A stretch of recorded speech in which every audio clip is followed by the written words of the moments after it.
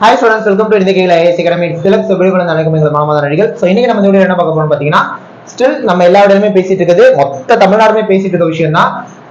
Group 2 exam, mains exam எல்லாத்தோட mark ரேங்கை TNPSC தயவு செய்து ரிலீஸ் பண்ணணும் அப்படிங்கிறது தான். சரிங்களா?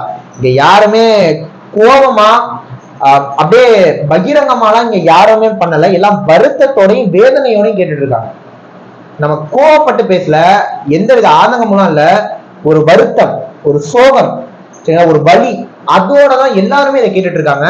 இப்ப நம்ம மாதிரி ஒரு அகாடமி, ஒரு யூடியூப் சேனல் வச்சிருக்கவங்களால இதை பேச முடியுது. ஸ்டூடெண்ட்ஸுக்கு அதுவும் முடியாது. அவங்க எங்க போய் தங்களோட ஆதங்கத்தை வெளிப்படுத்துவாங்க? எதுவுமே அப்ப தயவு செய்து நான் கோச்சிங் சென்டர்ஸ் கேட்டுக்கிறேன், யூடியூப் சேனல் வச்சிருக்கவங்களுமே கேட்க ஒரே ஒரு விஷயம், ரிசல்ட் வந்துருச்சு, அது எல்லாருக்குமே தெரியும் தான், நம்மளுமே எல்லாருமே சொல்லிட்டு தான் இருக்கோம். ரிசல்ட் வந்தா அதுக்கு ஒரு ரிசல்ட்னா என்ன, முடிவு, அது முடிவு, அதாவது அதான் பினிஷிங் பாயிண்ட்.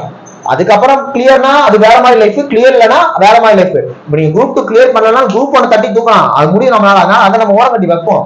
இப்ப என்னன்னா இது ஒரு முடிவு இல்லாம போய்கிட்டே இருக்கு. அப்ப இது ரிசல்ட் மாதிரியே தெரியல. அப்ப நமக்கு ரேங்கும் மார்க்கும் ரிலீஸ் பண்ணாதான் அது உண்மையான ரிசல்ட்டா பார்க்கப்படும். So we want group 2 மெயின்ஸோட மார்க்ஸ் அண்ட் ரேங்க். நீங்க மார்க்கை ரிலீஸ் பண்ணாம ரேங்கை மட்டும் ரிலீஸ் பண்ணாலும் ஒன்றும் புரியாது. திடீர்னு நீ 20,000 ரேங்க்ப்பா அப்படின்னா, நான் 20,000 ரேங்க் நல்லா தானே எழுதுனேங்கிற கேள்விக்குறி வந்து நிற்கும்.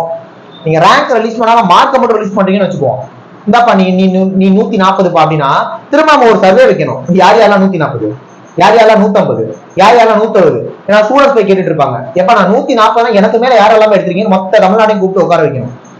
அதுவும் ஒரு யூஸ் இல்லை. இப்போ மார்க் வித் ரேங்க் ரிலீஸ் பண்ணா மட்டும்தான் அதுல ஒரு நம்பகத்தன்மை பிறக்கும். அப்பதான் ஸ்டூடெண்ட்ஸுக்கு தெரியும் என்ன நடந்திருக்கு அப்படிங்கிற அந்த ஒரு வெளிப்படைத்தன்மை அப்பதான் நமக்கு தெரியும். அதனால கூடிய விரைவில் மார்க்கும் ரேங்க்கும் ரிலீஸ் பண்ணாங்கன்னா அது டெஃபினட்டா எல்லாருக்குமே யூஸ்ஃபுல்லா இருக்கும். ஈவன் இன்டர்வியூ போஸ்ட் போறவங்க, நான் இன்டர்வியூ போஸ்ட் போயிருக்கிறவங்க, ரீச் ஆயிருக்கிறவங்க, நான் ரீச் ஆனவங்க எல்லாருக்கும் ஒரு தெளிவான விளக்கம் அதுலதான் இருக்கு. அது தயவு செய்து டிஎன்பிசி பண்ணணும்னு நான் கெஞ்சி கேட்டுக்கிறேன். புரியுதா? ஸ்டூடெண்ட்ஸ்க்காக நம்ம இதை தொடர்ந்து பேசுவோம். நெக்ஸ்ட் ஒரு முக்கியமான வீடியோல பார்க்கலாம். தேங்க்யூ.